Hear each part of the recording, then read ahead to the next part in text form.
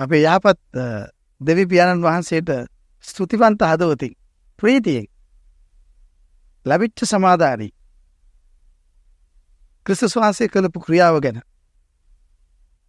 දෙවියන් වහන්සේට වඩා වඩා ස්තුති කරමින් ප්‍රේමවන්ත සහෝදරයා සහෝදරිය අපි ජීවනයේ වචනේ බෙදාගමු. අපිට ප්‍රීතිපත් දෙයක් තමයි ගොඩාක් අය සත්‍යතාවයට එනවා. ගොඩක් අය නිදහස් වෙනවා. ගොඩක් අය වෙනස් වෙනවා. අපිට ආරංචි වෙනවා දැන් දේශනා කරන විදිහ වෙනස් කරලා කියලා. අපිට හරි සතුටක් ඒක. මොකද මනුෂ්‍යාකාරයෙන් සහෝදරයෝ වෙන අපි මේම සතුට වෙනවා නම් අපේ ගැලුම්කාර මිදුම්කාර දෙවි පියාණන් වහන්සේ කොහොම ප්‍රීති වෙනව ඇද්ද? උන්වහන්සේගේ අභිප්‍රාය නම් හැම කෙනෙක්ම උන්වහන්සේ ගලවන පිණිසයි. ඉතින් සහෝදර සහෝදරිය ඔබ ගිය පාර සබත 1 සහ 2 අනිවාර්යෙන් බලන්න ඇති. මම පොඩි කාරණාවක් කියලා අද වචනේ බෙදා ගන්න යනවා. ඒ සබත පාඩමේ එහෙම නැත්නම් වචනේ කිසිම විදියකින් අදහස් වෙන්නේ නැහැ රැස්වීමට යන්න එපා කියලා. හරි තැනකට වචනේ උගන්වන සාප කරන්නේ නැති, බය කරන්නේ නැති, වහල් භාවයේ ඔබ තබන්නේ නැති පාස්ටර්තුමා මැදිහත්කාරය වෙන්නේ නැති, ඔබගේ දෙවියන් වහන්සේගේ මැදිහත්කාරය වෙන්නේ නැති එහෙම සභාවකට ඔබ යන්න. ඒ කියන්නේ අනුග්‍රහය භුක්ති විඳින සභාවකට. ක්‍රිස්තුස් වහන්සේ කළ ක්‍රියාව ගැන ප්‍රීති වෙන තැනකට. ගීතිකාවකින්වත් බය ඇති නොකරන, පාප මානසිකත්වයක් ඇති නොකරන ප්‍රීතිමත් තැනක සහභාගී වෙන්න. ඉරිද පුළුවන් නම් ඉරිදා, සෙන්සුරාදා නම් සෙන්සුරාදා, සිකුරාදා නම් සිකුරාදා, බදාදා නම් බදාදා ඔබට පුළුවන් දවසක ඔබ රැස්වීමට සහභාගී වෙන්න. ඒකයි වෙන්න ඕනේ. මේ ඒ කියපු එහෙම නැත්නම් බෙදාගත්ත ඒ සබත ගැන ඒ කොටස් දෙකේම අදහස් වෙන්නේ සභාවට යන්න එපා, රැස්වීමට යන්න එපා කියලා. ඔබට පේනවා ඔබ කොලොසී 2:14-15 වරගෙන බැලුවොත් සබත ගැන ඔබව විනිශ්චය කරලා ඊට දෙන්න එපයි කියලා. තව කාරණා එතන තියෙනවා. නමුත් එතන සබත කියලා තියෙනවා. ඔබව වරදටපත් කරන ඊට දෙන්න එපා. මොකද හැමදාම සබතක්. නිදහස්. විශ්‍රාමය. ඊටතර විතරක් විශ්‍රාමය නෙමෙයි, හැමදාම විශ්‍රාමය. ඉතින් ප්‍රේමවන්ත සහෝදර සහෝදරිය අද අපි බලන්න යන්නේ පාස්කුව ගැන. ලොකු බලපෑමක් වෙන මාතෘකාවක්. මේ වචනේ හැයිලා හරිනම් ආත්මයන් වහන්සේ ඔබට සාතිකයක් දෙනවා නම් වචනේ හරි කියලා ඔබ මේ වචනේ බෙදා ගන්න, යවන්න, කියන්න.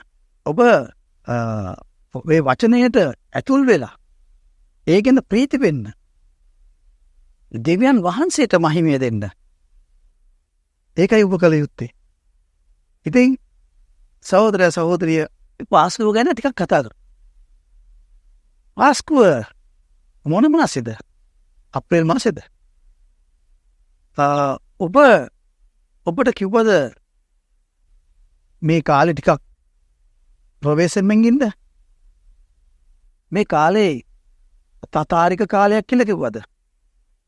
ඔබට කිව්වද පුළුවන් නම් මස් මාළු නොකා ඉන්න කියලා? ඔබට කිව්වද පාස්කුවට රතු ඇඳුමක් ඇඳගෙන එන්න කියලා? එහෙම නැත්නම් සුදු ඇඳගෙන එන්න කිව්වද? පාස්කුව ගැන ඔබට මොනවද කියන්නේ? ඔබ ඉගෙනගත්ත වචනය දේව වචනයත් එක්ක පොඩ්ඩක් ගලපන්න. අපිට හිතන දේ, කල්පනාවට එන දේ අද මේ සභාවට අලුත් දෙයක් කියමු. අපේ සෙනඟ නිකන් අමුතු කරලා ගමු. අමුතු වැඩසටහනක් කරමු. පරණ විදියට යන්නේ නැතුව වෙන දෙයක් කරමු කියලා Tamante හිතන දේවල් කරන්න බෑ. එහෙම නැත්නම් පිට රටක සභාවක පාස්ටර් කෙනෙක් ගුරුවරයෙක් මෙන්න මේම කළා අපි මේක කරමු. ඉන්ටර්නෙට් එකේ තියෙන දේක් අරගෙන මේක කරමු කියලා කරන්න බෑ.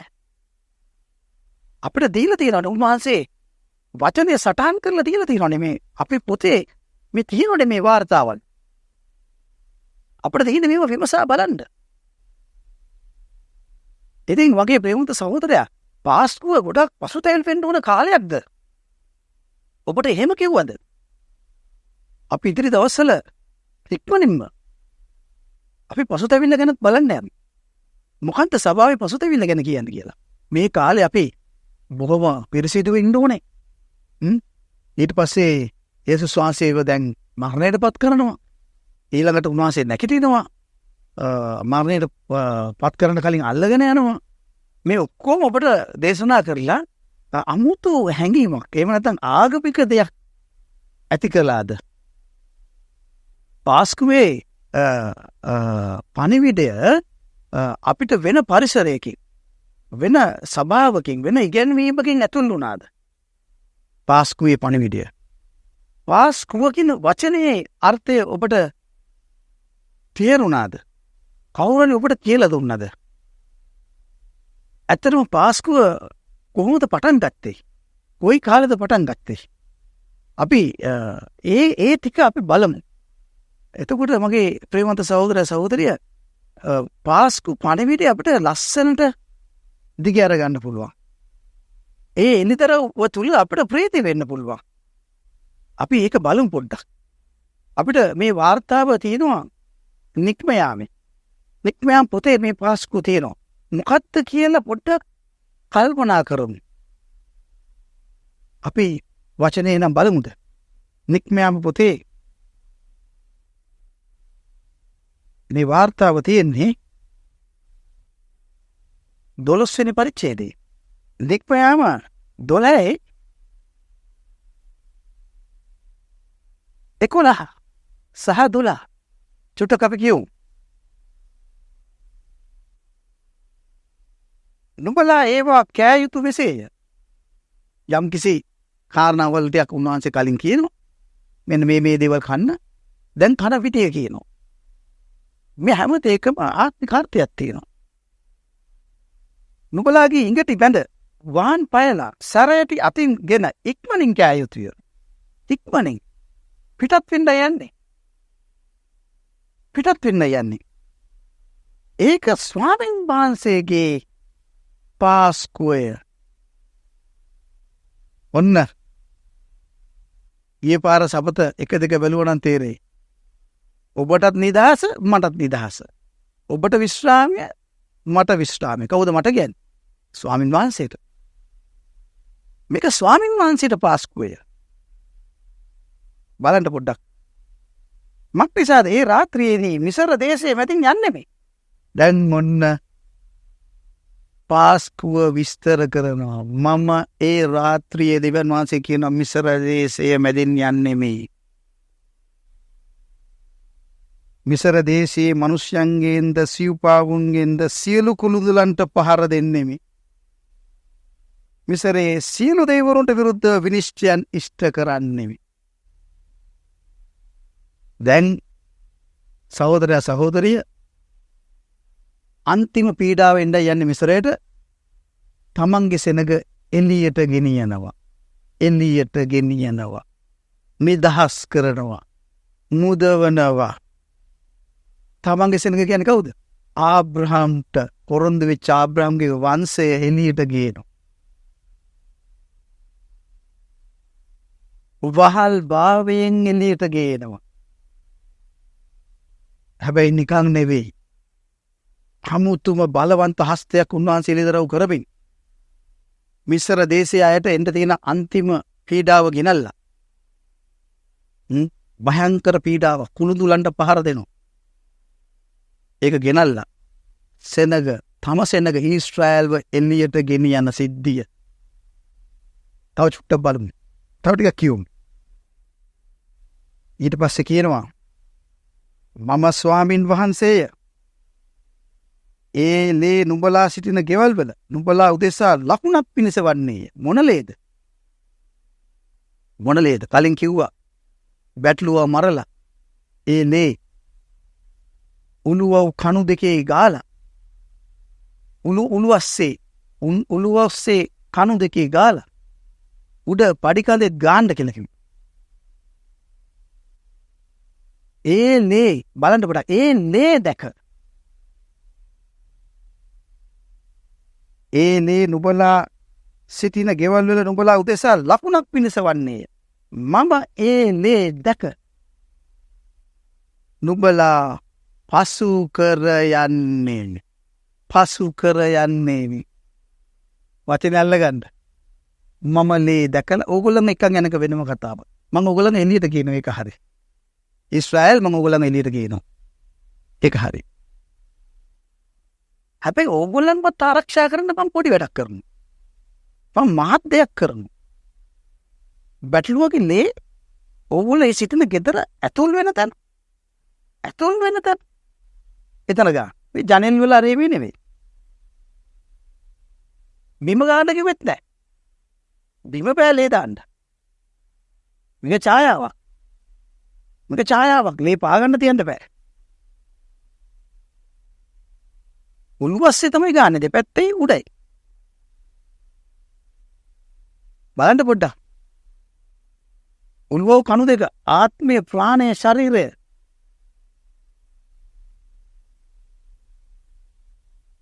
එහෙම නැත්නම් ඔබ අපිට පුළුවන් ආත්මය ශරීරය ප්‍රාණය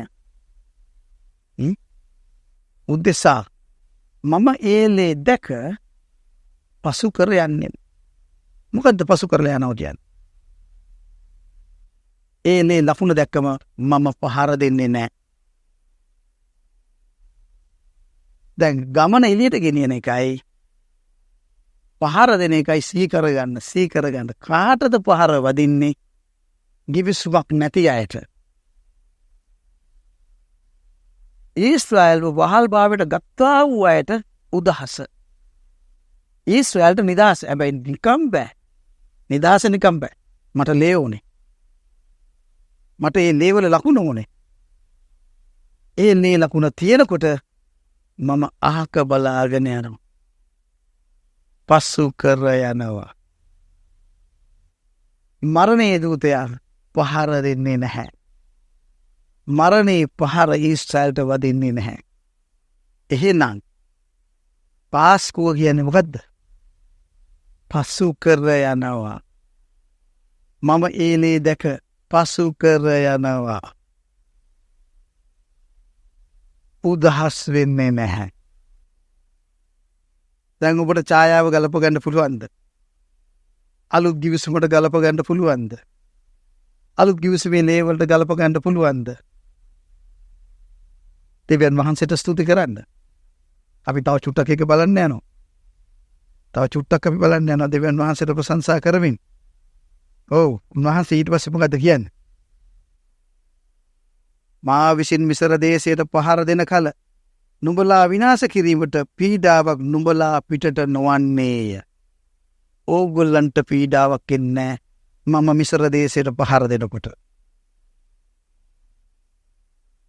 පුදුම ආරක්ෂාවක්. පොඩි දෙයක් මතක් කරන්න ඕනේ.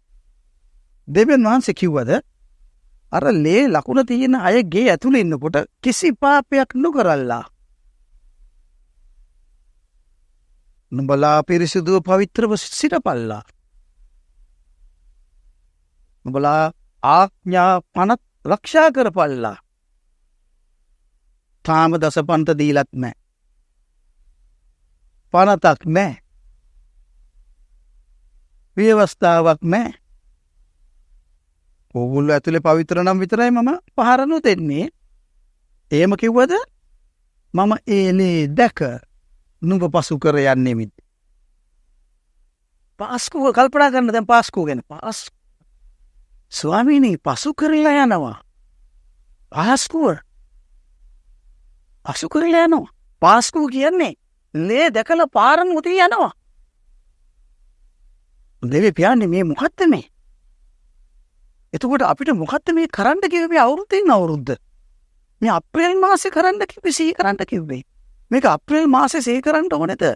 අවුරුද්ද පුරා සී කරන්න ඕනේද? මාසේ පුරා දවස පුරා නිතරම සී කරන්න ඕනේද? මගේ සහෝදරයා සහෝදරිය. දෙවියන් වහන්සේට ප්‍රශංසා කරන්න ඕනේ. උන්වහන්සේ ලේ දැක පසු කරලා ගිහින් තියෙන්නේ. ලේ දැක පසු කරලා ගිහින් තියෙන්නේ. අපි වචන බලන්න යනවා. මම දන්නේ නැහැ ප්‍රේමවන්ත සහෝදරයා සහෝදරිය. මේ වචනේත් කොටස් දෙකක් වේද කියලා මම තාම දන්නේ නැහැ. අපි තව බලන්න යනවා. වචනේ තව බලන්න යනවා. මේ දවස නුඹලාට සිහිවීමේ උත්සවයක් පිණිස වන්නේය. ඔන්න දැන් ආයෙත් දෙපැත්ත කියනවා. ස්වාමින් වහන්සේට පාස්කුවේ නුඹලාට සිහිවීමේ උත්සවයක්, පාටියක්, මංගල්‍යයක්, උත්සවයක්. අපිට සිහිවීමේ උත්සවයක්. ඊශ්‍රායලට සිහිවීමේ උත්සවයක්. ඒ කියන්නේ මංගල්‍යයක්. ප්‍රීති වෙන්න පාටියක්. ස්වාමින් වහන්සේට පාස්කුව. ස්වාමිනේ දැන් පසු කර යන්නේ අපිවනේ. අනේ මගේ ප්‍රේමවන්ත සහෝදරයා සහෝදරිය ඇස් අරින්න කන් අරින්නකෝ. පසු කර යන්නේ පහර නොදෙන්නේ අපිට. ඒලේ දැක පහර නොදෙන්නේ අපිට.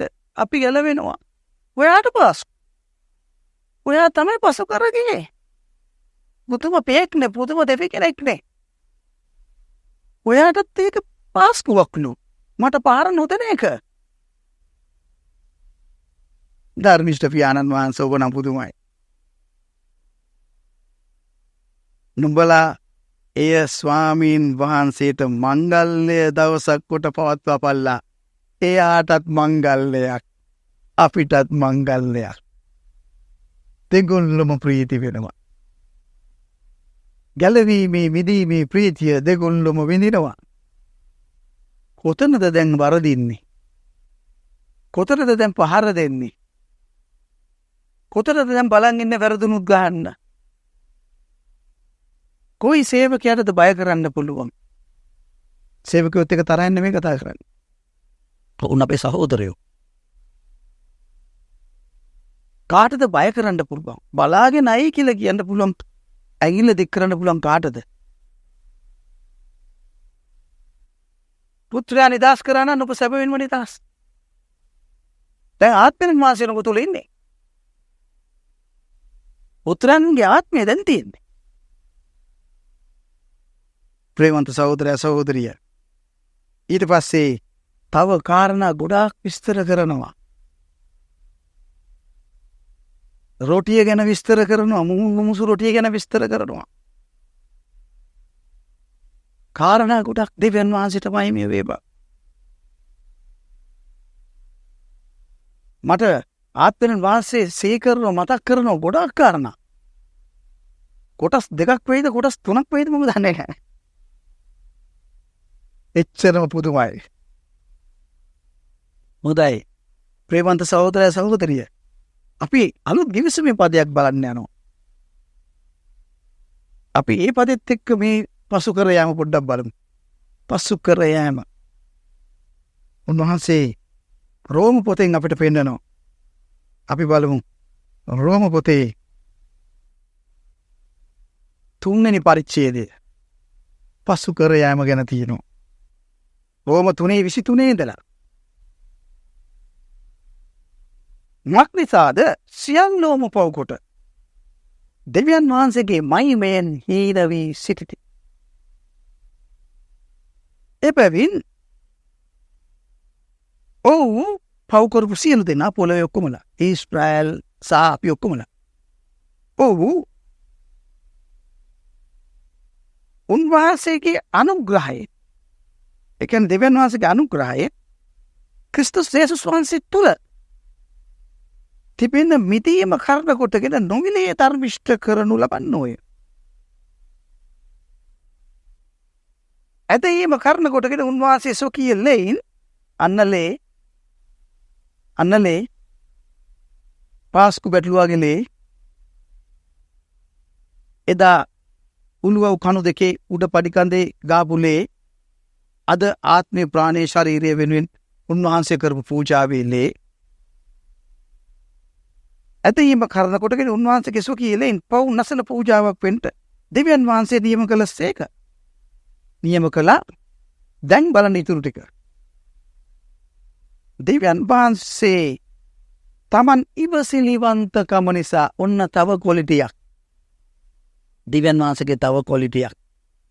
සමාදානයේ යාගේ තව කොලිටියක්. ප්‍රේමය තව උසස් කොලිටියක්.